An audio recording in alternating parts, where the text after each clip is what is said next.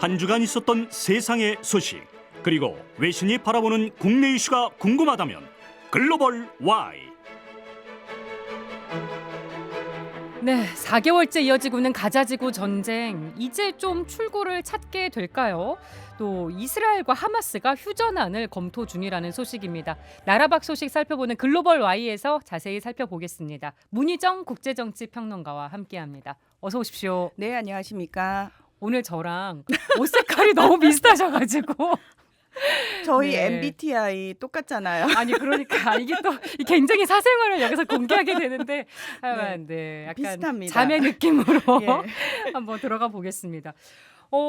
팔레스타인 무장정파 하마스가 일시 휴전 또 인질 석방을 골자로 하는 이 휴전안을 검토 중이라는 소식이 들리는데 네, 이게 휴전안이 바깥에서 마련된 게 전달이 된 거죠? 그렇습니다. 그 지난달 28일부터 프랑스 파리에서 원래 이제 중재에 나섰던 카타르 그리고 이집트 여기에 미국, 이스라엘까지 다 포함이 돼서 휴전안이 만들어졌고요. 이거를 이제 양측에 계속 전달을 하면서 이거 어떻게 받아들일래? 그러면 그쪽에서 나 이거 좀 넣어줘, 이거 좀 넣어줘. 사실은 지난 그 며칠 동안 굉장히 이 부분과 관련해 가지고 많이 오갔거든요. 예. 심지어 여기에 미국 CIA 국장까지 뛰어들어가지고 미국 입장에서는 어떻게든 휴전을 빨리 가지고 가야 되는 상황이기 때문에 제발 좀 굉장히 그만하라는 거예요. 그렇습니다. 엄청 애를 썼습니다. 그래서 일단 지금 나온 소식을 보면은 이스라엘 측에서는 이미 뭐 내부적으로 승인을 했다라는 얘기가 있고요. 자, 하마스는 그럼 어떠냐? 예. 사실 이 하마스도 우리 내부적으로 아직 논의 안 됐어. 이러고 약간 튕기는 모습을 보이고는 있지만 아마도 이 휴전안으로 갈 가능성이 크다. 그럼에도 불구하고 양측이 왜 겉으로 보여지는 모습 있잖아요. 예. 결국은 명분이거든요. 이 명분 싸움 때문에 뭐 내일 당장 된다 이런 건 아니고 시간은 좀 걸릴 것 같습니다. 네. 전쟁은 시작하는 것보다 끝내는 끝내는 게 너무 힘듭니다. 지금 왜냐하면 6.25 전쟁도 그래요. 맞습니다. 이 전쟁 당사자들이 본인들의 명분을 놓치지 않으려고 하거든요. 어떻게든 자신들의 면을 세워주는 방향으로 전쟁을 끝내려고 하기 때문에 이게 쉽지가 않습니다. 네. 만약에 이번 휴전안이 받아들여질 경우에 네. 휴전이 종전으로 또 이어질 수 있을 것인가? 지금 이제 미국을 비롯해가지고 국제사회는 어떻게든 일단 전쟁을 멈춰놓고, 그러니까 공격을 일단 멈춰놓고 그 사이 6주 동안이라고 얘기를 하잖아요. 이 6주 동안 양측을 설득해가지고 종전으로 끌고 가려는 의도가 담겨 있죠. 예. 그런데 이게 쉽지가 않은 게 뭐냐면은 일단 내부적인 문제입니다. 자, 이스라엘 같은 경우도 네타냐후 총리가 본인을 어쨌든 총리로 만들어준 연립 내각이 있을 거 아니에요. 네. 근데 그 내각에 3명의 극우 정치인, 극우 장관들이 포함돼 있단 말이에요. 근데 이 사람들은 뭐라고 휴전한다고? 너 총리 자리 잃고 싶어? 이러고 공개적으로 지금 협박을 하고 있단 말이에요. 근데 네타냐후 총리 입장은 또 미국도 똑같이 협박을 하고 있거든요. 너 총리 자리 계속 지키고 싶으면 우리 말 들어. 더 이상 뭐 이거 끌고 가면 너 안 된다 이러고 있는 거라서 네. 네타냐후 총리 입장에서는 양쪽에서 다 게다가 이스라엘 내부적으로 인질로 잡혀간 가족들이 계속해서 반정부 있죠. 예, 네. 시위를 벌이면서 네타냐후 퇴진을 요구를 하고 있기 때문에 전쟁이 길어지는 것 자체가 네타냐후 자체로 보면 사실 별로 유리한 케이스는 아닙니다만 어쨌든 네타냐후 머릿속도 복잡할 겁니다. 네. 본인의 재판이 지금 3건이 걸려가지고 계속 되고 있기 때문에 총리 자리는 반드시 유지를 해야 되거든요. 아마도 자신의 총리 자리를 보장받는다면 요것만 누군가 약속해 준다면 전쟁을 끝낼 가능성도 있고요. 자, 하마스 같은 경우에는 뭐가 걸려 있냐면은 2가지 정도에 크게 보면은 네. 첫 번째 이스라엘이 계속해서 단언했던 게 뭡니까? 하마스 최고위급 우리 다 죽여버리겠다. 네. 괴멸시키겠다. 이 얘기를 했거든요. 자, 그러면 아직 그 살아있는 하마스 최고위급 어떻게 할 겁니까? 그러니까 이 사람들의 거취가 네. 일단은 문제가 되는 거예요. 왜냐하면 하마스 입장에서는 이들을 보장해줘야 신변 보장을 해줘야 예. 되는 거예요. 그리고 또 하나 전쟁이 끝나고 나서 가자 지구 통치와 관련해서 어떻게 할 것이냐. 그렇죠. 그 문제도 걸려 있죠. 그렇습니다. 하마스 입장에서는 이 가자 지구 놓고 싶지 않거든요. 예. 너네 여기서 나가 그러면은 싫거든요. 음. 이거 지금 서한 지구를 통치하고 있는 팔레스타인 자치정부 일명 파타당이 이제 주도해서 하고 있거든요. 정당이 두 개니까 네. 하마스도 하나의 정당이고 이 파타당한테 가자 지구 넘겨 이러고 이스라엘이 얘기를 하는데 하마스 입장에서는 싫거든요. 그래서 하마스 내부적으로도 이거 두 개 보장받는다면 물론 겉으로는 어떻게 될지 모르겠습니다만 최대한 이런 부분. 근데 제가 이거 약간 휴전 쪽으로 가겠는데라는 힌트를 볼 수 있는 게 뭐냐면 예. 가자지구 북서부 쪽에서 이스라엘 군이 지금 약간 철수를 했다라는 소식이 하나 나오고 있고요. 이스라엘 국방부 장관이 뭐라고 얘기를 했냐면 남부 최대 도시인 칸 유니스에서 우리 하마스 해체했어라고 주장을 했어요. 예. 자, 이건 뭐냐면 실질적으로 하마스가 해체됐겠냐고요. 하지만 국방장관이 공식적으로 발표를 했다는 게 약간 중요한 거죠. 언론 플레이로 봐야 되나요? 그렇습니다. 내부적으로 메시지를 내는 거죠. 음. 우리 이렇게 성과 올렸어요. 그리고 이제 국경 도시인 라파에서 또 총 공세해가지고 성과 올릴 거예요. 네. 이 모양새는 이스라엘도 지금 어떻게든 탈출을 모색을 하고 있는 모습이 포착이 된다는 거죠. 전쟁을 멈추는 것도 힘든데 그 후의 상황도 지금 쉽지가 않은 거군요. 그렇습니다. 근데 여기서 또 하나 주목이 되는 게 바이든 미국 대통령이 서한에서 이제 가자 지구가 아닌 네. 서한에서 팔레스타인 주민들한테 폭력을 행사한 이스라엘 사람들을 제재하는 행정 명령을 내렸습니다. 네. 그리고 미국 정부가 요걸 근거로 해서 그 폭력 행위에 가담한 이스라엘인 4명을 제재한다고 발표했는데 미국이 이스라엘인을 제재한다? 요거 어떻게 봐야 됩니까? 흔히 이제 미국이 제재를 하는 대상은 테러 그러니까요. 또는 악의 축의 뭐 정치인들 예. 뭐 이런 식으로 하는데 이스라엘인 네. 유대인 4명을 이게 약간 의아하시잖아요. 자, 이건 뭐냐면은 서한 지구라는 특수성을 제가 좀 말씀을 드리고 싶은 게 원래는 팔레스타인 주민들이 살고 있던 곳인데 이스라엘이 1967년에 3차 중동 전쟁을 통해 가지고 요 지역을 강제로 밀고 들어왔어요. 그래서 예. 어느 날 갑자기 이스라엘 그 팔레스타인 주민들이 살고 있는 집에 딱 가가지고 개고장을 하나 남겨요. 자, 며칠까지 집 비워? 안 비우잖아요. 그러니까 물론 보상을 해준다고 얘기는 해요. 진짜 말도 안 되는 쥐꼬리만큼. 그러면 거기서 수백 년을 살아온 사람들이 나갑니까? 안 나가죠. 그러면 네. 어느 순간 이 사람들을 밖으로 불러내놓고 여기를 그냥 부숩니다. 그리고 여기다 뭘 짓는다? 유대인 정착촌을 지어요. 이게 이제 국제사회에서 말하는 불법 정착촌 건설이거든요. 네. 네타냐후 총리 들어서 가지고 이 유대인 불법 그 정착촌이 서한 지구에서 엄청나게 늘었습니다. 그래서 국제사회에서는 공식적으로 이거 다 불법입니다. 무조건 다 철거를 해야 되는 건데 네. 자, 철거를 하지 않죠. 그러니까 팔레스타인 주민들이 계속해서 이 정착촌 주민들하고 마찰을 일으켜요. 실제로 서한지구 안에 팔레스타인 주민들이 수백만 명이 살고 있고 유대인 정착촌 안에 유대인들이 이제 또 살고 있는 거거든요. 네. 그러면 이들 사이에서 계속해서 서로 갈등하고 반목한단 말이에요. 이 과정에서 이걸 중재하기 위해서 누가 들어오냐면 이스라엘 경찰하고 이스라엘 군이 들어옵니다. 팔레스타인 자치정부는요. 그러니까. 팔레스타인 자치정부는 군사 조직이나 경찰 조직이 없습니다. 모든 치안을 다 이스라엘 군과 경찰에 위임한 상태입니다. 그럼 그러면 팔레스타인 사람들은 굉장히 불리한 상황이겠네요. 정확합니다.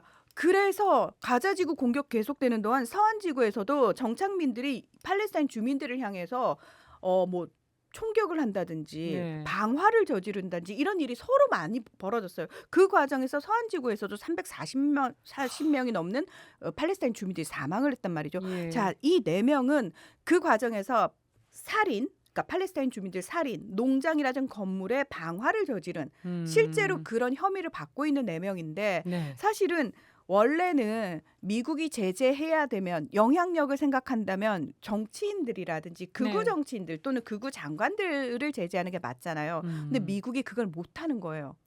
공식적으로 그렇게 할 수가 없는 거예요. 그래서 밖으로 봤을 때 혐의를 반드시 받고 있는 네. 누가 봐도 이 사람은 범죄자야 하는 사람의 4명을 이제 제재를 한 건데 이게 두 가지 의미가 있어요. 이스라엘을 향해서 봤지? 우리 이스라엘인이어도 이렇게 할 수 할 있어? 수 있어. 니들 조심해야 돼. 그리고 이스라엘 정부를 향해서도 니들 자꾸 이러면은 안 된다. 우리 이런 식으로 그러니까 지금은 평범한 시민들이지만 더 지나가면 정치인한테도 우리 제재할 수 있어라고 물론 못하겠지만 그래서 이스라엘 정부가 어떻게 이러냐 이러고 강하게 반발을 했고요. 또 예. 하나가 뭐냐면 지금 11월 대선을 앞두고 미국 내 아랍계 미국인이 345만 명이에요. 유권자만. 꽤 되네요. 근데 바이든 대통령이 사실 미시건주가 이 아랍계 미국인이 굉장히 많은 주인데 네. 여기 유세 가기 직전에 요 발표를 했거든요. 왜? 대선을 염두에 둔 행정명령이었던 건가요? 당연합니다. 미시간주 어. 내부에서 아랍계 미국인들이 왜 바이든은 이스라엘을 지지하냐 반대 시위를 엄청나게 벌였단 말이에요. 그럼 보여주기식 행정이었을 가능성도 배제할 수 없다. 당연합니다. 그냥 일반 시민 4명 제재하는 게 뭔 의미가 있겠어요. 이들이 뭐 미국 내에 무슨 자산을 그렇게 많이 가지고 있고 그동안 미국하고- 계속 눈 감아 오다가. 그럼요. 미국하고 뭔 거래를 그렇게 많이 하겠습니까? 아, 그리고 요것도 하나 짚어볼게요. 친이란 민병대가 요르단에 있는 미군 기지를 공습해서 미군이 사망하는 일이 있었습니다. 네. 요것 때문에 확전을 우려하는 목소리도 있었는데 제가 계속 얘기하죠. 확전 안 된다. 항상 명확하게 얘기해 예, 주셔서. 확전 안 됩니다. 왜 안 되냐면은 자, 제가 그랬잖아요. 이 그 미국이 이스라엘을 통제하지 못하는 모습을 보면서 수많은 무장 조직들이 이때다 싶어서 존재감을 뿜뿜할 거라고 제가 말씀을 드렸잖아요. 근데 미군이 사망하는 바람에 미군 사망은 미국에게 있어서 굉장히 치명타입니다. 예. 라이언 일병 한 명을 구하기 위해서 전 부대가 들어가는데 그렇잖아요. 미국 아닙니까? 그렇죠. 근데 미군이 사망을 해버린 거예요. 이거는 바이든 행정부에도 엄청난 치명타가 안 된 좋은 거예요. 일이죠. 그렇습니다. 그럼에도 불구하고 이 친이란 민병대 그러니까 한 6개 세력 정도가 뭉쳐가지고 한꺼번에 했다는 거 아닙니까? 네. 이 사람들 이라크하고 시리아 정부한테 엄청 혼났다는 거예요. 이미 이제 이란의 최고 지도자 이제 종교 지도자가 그 중동 지역 내에 친이란 계열의 무장 조직 수장들을 다 불렀어요. 예. 며칠 전에 불러가지고 조심해. 하지 마. 음. 우리는 확전할 생각이 없다라고 경고를 했는데 이 사단이 난 겁니다. 근데 이 일이 있고 나서 미국하고 이란이 공식적으로 곧바로 얘기합니다. 이란은 우리는 관여 안 했다라고 얘기하고 미국 입장에서는 야, 그래도 거기 사용된 드론이 니들 거잖아. 그러면 이란은 아니, 우리는 지원은 하되 간섭은 하지 않는다. 민병대니까. 그렇습니다. 그러면서도 동시에 그 얘기했어요.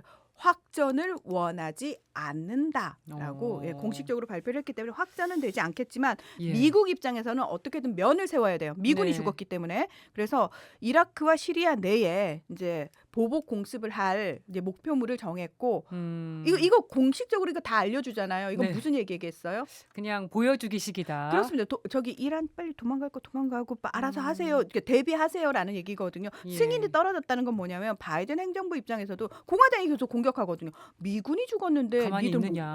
뭐 하냐. 아니 그래서 우리가 승인했어 이 계획. 보복 곧 할 거야. 미리 다 알려주고. 어쨌든 이 사안마다 다 결론이 자꾸 비슷하게 가는 것 같네요. 그렇습니다. 이번에 러시아와 우크라이나로 가보겠습니다. 전쟁이 일어난 지 벌써 2년이 다 돼가요. 네. 최근에 근데 러시아와 우크라이나가 포로를 맞교환하기도 하고 근데 뭐 우크라이나가 고전을 면하고 있는 상황은 지속되는 것 같습니다. 자, 우크라이나가 혹시 기억하시는지 모르겠어요. 지난해 6월에 대반격 시작한다라고 해요. 예. 근데 예. 그거 벌써 한참 지난 일이잖아요. 그래서 대반격이 일어났나요? 안 일어난 것 같아요. 그래서 제가 사실 지난해 이 시간에 그 얘기했거든요. 아니 이게 불가능하다. 왜 불가능하냐면은 러시아군이 이미 본인들이 동부부터 시작해서 남부까지 이제 부동항을 러시아는 어떻게든 얻고 싶잖아요. 네. 그래서 이 남부 쪽 항구가 있는 쪽 흑해 쪽을 굉장히 노렸거든요. 네. 아니나 다를까 동부부터 남부를 4개 주를 쫙 점령을 한 상태에서 대반격의 준비를 안 했겠습니까? 3km까지 앞에다가 쫙 장애물 못 들어오는 거예요. 그러면 결국 그걸 뚫으려면 공군력인데 미국이 절대 전투기 지원은 안 했거든요. 왜냐하면 이 전투기를 잘못 지원했다가 러시아 본토를 때려버리게 되면 이거 확전되거든요. 그렇죠. 3차 세계대전 되니까 그거 안 된다라는 조건으로 그냥 장갑차 보내주고 했는데 장갑차로 뚫을 수가 없는 거예요. 당연히 대반격 실패를 했죠. 그리고 러시아는 우크라이나에 한 20% 정도의 영토를 이미 점령한 상태입니다. 네. 자, 그러면 이제 상황이 어떻게 되느냐? 우크라이나에 대한 지원이 다 끊긴 상태잖아요. 물론 유럽에서는 4년 동안 72조 원 정도를 지원하겠다라고 승인이 났지만 예. 중요한 건 이거는 뭐냐면 재건이에요. 아, 재건. 전쟁 지원이 아니라. 재건입니다. 그러니까 뒤에 그 질문을 드리려고 했는데 네. 재건이군요. 재건입니다. 재건이기 때문에 이제 더 이상의 무기 지원은 없다고 봐요. 그리고 미 국무부가 향후 우크라이나 지원 10년 계획을 세우고 있는데 그 과정에서 더 이상의 영토 탈환, 그러니까 재탈환에 대해서는 빼버렸다는 거예요. 네. 지금 상황을 인정한 상태에서 우크라이나를 어떻게 유지할 것인가 이쪽으로 방점이 옮겨갔다는 겁니다. 또 우크라이나는 이런 전쟁 상황도 어려운데 내분도 좀 있는 것 같아요. 우리나라도 사실 당정 갈등 때문에 좀 시끄러웠는데 젤렌스키 대통령이 군 수장인 발레리 잘루즈니 총사령관한테 사퇴를 요구하기도 하고 불화설이 좀 많이 보도가 됐더라고요. 이 불화설은 사실 지난해 중반부터 사실은 계속 나왔던 부분이 포착됐던 부분인데 그 전까지는 일단 전쟁 상황에서는 무조건 최고 지도자한테 딱 집중이 되잖아요. 예. 근데 전쟁이 길어지다 보니까 어떤 상황이 벌어지냐면 처음에는 무조건 이 전쟁에 집중해가지고 이기는 게 중요했던 사람들이 점점 피로감을 호소하면서 아 이제 좀 휴전해야 되는 거 아니야라는 목소리를 내기 시작한 거예요. 네. 그러면서 젤렌스키는 휴전을 하게 되면 본인이 영토를 4분의 1 정도 잃은 상황, 5분의 정도 잃은 상황에서 본인은 어쨌든 전쟁을 일으킨 책임자에다가 그리고 영토를 빼앗긴 책임에서 면제가 안 됩니다. 그렇겠죠. 권력 누수 당연히 권력을 계속해서 유지할 수가 없는 상황이죠. 젤렌스키는 이걸 원하지 않습니다. 근데 전쟁을 실제로 수행하고 있는 최고 사령관 입장에서는 이거 더 이상 의미 없는 전쟁인 거예요. 네. 그래서 둘 사이에 의견 충돌이 있었다는 거죠. 젤렌스키는 계속 밀어붙여. 최고 사령관은 지금 상황에서 안 된다. 휴전을 도모해야 된다. 아니나 다를까. 서방 국가들도 전쟁 피로감을 호소하면서 휴전을 좀 했으면 좋겠다라는 예. 목소리가 나오기 시작했잖아요. 젤렌스키가 1도 안 움직이니까 이 최고 사령관 쪽이 서방 국가하고 물밑에서 휴전과 관련된 협상을 한 게 걸린 거예요. 네. 그러니까 젤렌스키 입장에서는 괘씸죄. 당연합니다. 게다가 여론도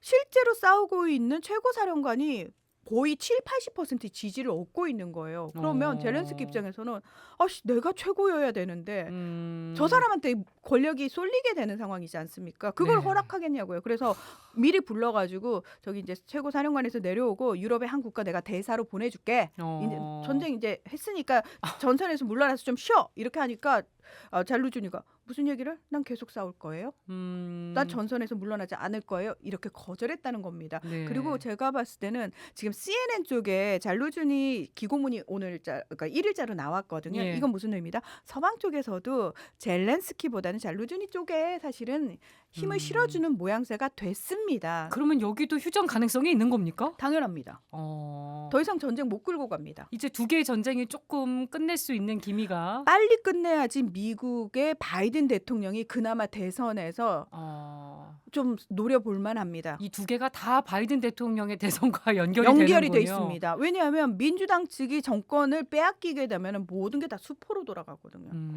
자연스럽게 미국 대선으로 넘어갔는데 시간이 한 1분밖에 안 남아서 유튜브 네. 열어놓고 가야겠습니다. 아니 근데 미국 대선 레이스가 본격화되고 있는데 세계적인 팝스타죠. 테일러 스위프트가 네. 변수로 떠올랐다는 기사가 많습니다. 이게 네. 아니 스위프트에 대한 팬심이 대선에 영향을 미칠 정도인 건가요? 네. 아, 네. 이거 굉장히 이분 저기 얼마 전에 몇 달 전에 있었던 아르헨티나 대선에서도 테일러 스위프트의 영향력이 엄청났고 BTS의 영향력이 엄청났어요. 인기가 대단하긴 합니다, 정말. 그렇습니다. 왜 소프트 파워가 하드 파워보다 훨씬 강력하다라는 거 우리 최근에 느끼고 있잖아요. 안젤라님이 휴전해야 된다고 지금 그럼요. 유튜브로 의견 주셨고 네. 중흥동 장국영님이 평론가님 말씀 귀에 쏙쏙 들어온다고 계속 뒤에도 쏙쏙 들어오게 해주시기 바랍니다. 금요일이 왜 좋은지 아세요? 제가 일주일간의 방송에 거의 막바지거든요. 그래서 지난 일주일간 했던 모든 걸 다 연습을 딴 방송에서 다 했어요. 여기서 그래서 이제 여기서는 마지막에 정수를 그렇습니다. 발휘해 주시는 거군요. 모든 걸 다 쏟아붓고 있습니다. 아, 네. 그 스위프트 인기가 도대체 네. 이렇게 엄청나서 지금 미국 대선까지 영향을 미칠 정도까지 그렇습니다. 왔어요. 그 미국의 경제를 사실 바이든 행정부가 굉장히 많이 살렸는데 바이든 노믹스는 전혀 얘기가 안 나오는데 예. 스위프트 스위프트노믹스라는 단어가 오히려 훨씬 유명해요. 어떻게 가수 이름 뒤에 노믹스가 붙을 정도로. 이 사람이 공연을 왜 미국은 워낙 땅덩어리가 넓으니까 이제 각 주별로 각 도시별로 공연들을 많이 다니잖아요. 순회 가수들이. 공연. 그렇습니다. 네. 근데 스위프트가 한번 떴다 그러면 그 지역 경제가 확 사는 거예요. 그 공연을 보기 위해서 수많은 곳에서 팬들이 몰려들면서 예. 경제가 그냥 거기 지역 경제를 먹여 살린다는 거예요. 야. 심지어 지난해 공연으로만 6조 1,500억 원의 경제 효과를 내서 웬만한 스위프트 기업을 능가하네요. 당연합니다. 그래서 노믹스, 스위프트 노믹스라는 말이 나왔고요. 뭐